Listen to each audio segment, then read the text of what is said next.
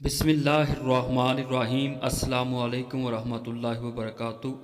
ناظرین کرام، آئیے جانتے ہیں کہ کوے پر ہمیشہ خوف کیوں مسلط رہتا ہے، اسے کس نبی نے بد دعا دی تھی۔ تو مزید آگے بڑھنے سے پہلے آپ ہمارے چینل کو سبسکرائب کر لیں اور ویڈیو کو آخر تک لازمی دیکھیے۔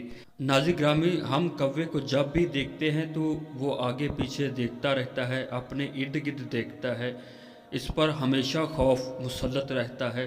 اس کی وجہ یہ ہے کہ اللہ تعالیٰ عز و جل کے نبی حضرت نوح علیہ السلام نے دن رات وعظ و نصیحت کی، انہیں اللہ تعالیٰ کی وحدانیت کا پیغام دیا، حتیٰ کہ 950 سال گزر گئے مگر چند ہی لوگ تھے جو آپ پر ایمان لے کر آئے، اور ان کی تعداد 80 کے قریب بتائی جاتی ہے۔ جب قوم کی نافرمانی حد سے بڑھ گئی تو ان لوگوں نے آپ کو جھٹلایا اور اللہ تعالیٰ کے احکامات کو پس پشت ڈال دیا۔ تو حضرت نوح علیہ السلام نے اللہ تعالیٰ عز و جل کی بارگاہ میں عرض کیا کہ اے اللہ، یہ لوگ اب ایمان نہیں لانے والے، میں نے انہیں سیدھا رستہ بتایا، حق و باطل کا فرق سمجھایا، لیکن ان لوگوں نے ہمیشہ انکار کیا، لہٰذا اے خدا اس روئے زمین پر کسی بھی کافر کو نہ چھوڑ۔ تو اللہ تعالیٰ عز و جل نے ارشاد فرمایا کہ اے میرے نبی، تم ایک کشتی بنا لو اور اپنے ساتھ ایمان والوں کو لے کر کشتی پر سوار ہو جاؤ۔ تو ناظرین گرامی، حضرت نوح علیہ السلام نے اللہ تعالیٰ کے حکم کے مطابق ایک کشتی بنائی جس کی لمبائی 80 گز تھی۔ آپ علیہ السلام نے ہر ایک جاندار کا ایک جوڑا اس کشتی میں سوار کیا اور اپنے ساتھ ایمان والے لے کر کشتی میں سوار ہو گئے۔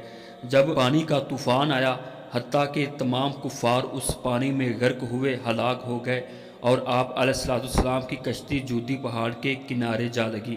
جب طوفان رکا تو چند دنوں کے بعد حضرت نوح علیہ السلام نے ایک کوے کو بھیجا کہ وہ دیکھ کر آئے طوفان کا پانی خشک ہوا ہے یا نہیں۔ تو ناظرین کرام، کوا آپ کی بارگاہ سے اڑا، لیکن ایک جگہ اس نے کسی مردار کو دیکھا، اسے کھانے لگا۔ کافی دیر کے بعد جب کوا نہ آیا تو آپ علیہ السلام نے فرمایا کہ تجھ پر ہمیشہ خوف مسلط رہے۔ تو ناظرین کرامی، یہ نوح علیہ السلام کی بد دعا تھی جو کوے کو لگی، یہی وجہ ہے یہ ہمیشہ خوف میں ڈوبا رہتا ہے۔ پھر نوح علیہ السلام نے ایک کبوتر کو بھیجا۔